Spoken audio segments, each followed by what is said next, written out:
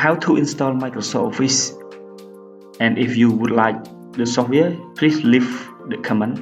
I will send you the link to download and open the software folder, and in here right click and run as administrator, and then go to the folder, double click and copy the link, copy this address and go to the command prompt that we just opened at the moment and paste here and enter. In here I would like to install Office 64-bit. If your window is 32-bit, you can select 32, but my window is 64-bit, so I press number 1 and press number 1.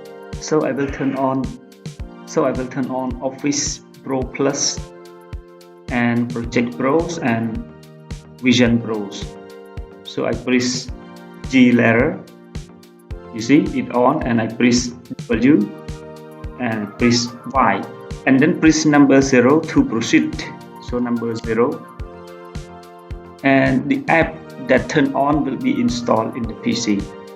So press number 0 to proceed. In here press number 7 and press number 0 and press number 1 to install now.